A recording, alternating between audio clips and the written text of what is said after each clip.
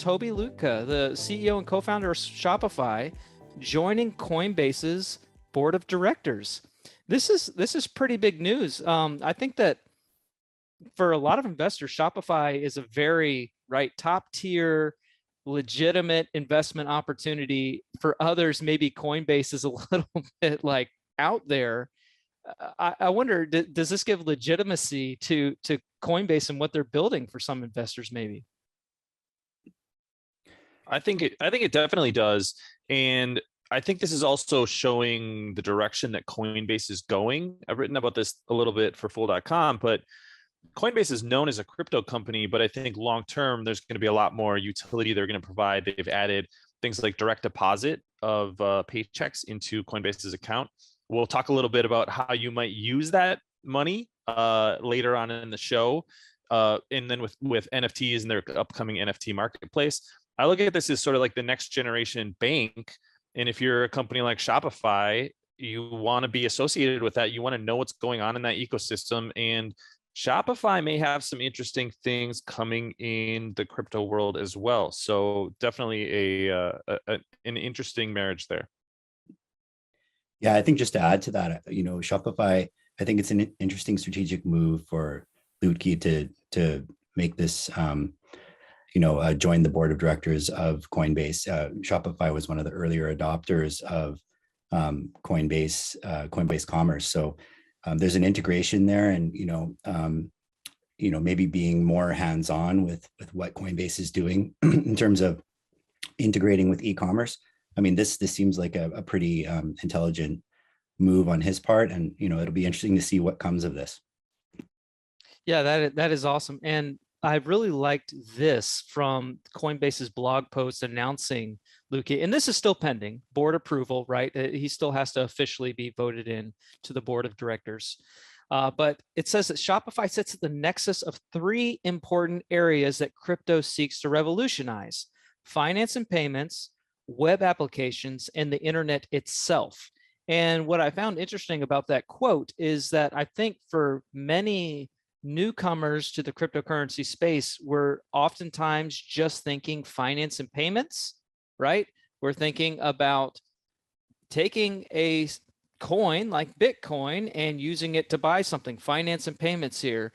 We're not always thinking web applications and the internet itself. And we actually, the three of us, had a really lively conversation yesterday as we talked about all these different nuances, facets, and not rabbit holes, but all these different avenues that cryptocurrency is involved in.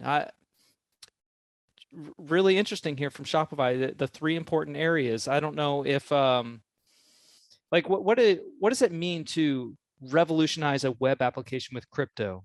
What are we talking about? I think that's where you start thinking about NFTs in applications and giving access. There are different options if you're paying with some sort of cryptocurrency, whether that's a crypto that we think about like Bitcoin or Solana, or if it's a stable coin living on one of these platforms.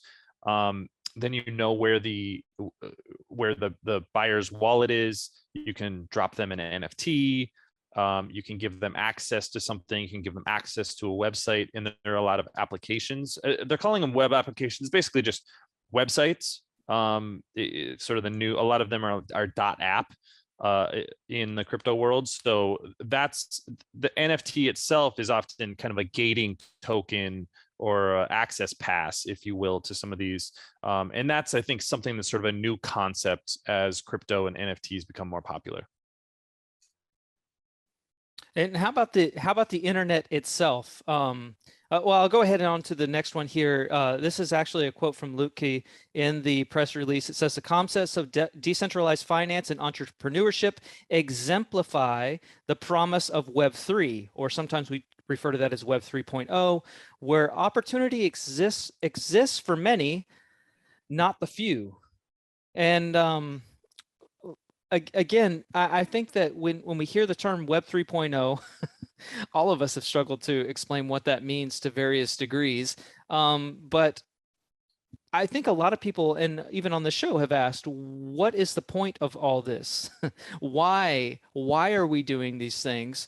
And Lütke here saying it's about creating opportunities for a larger number of people.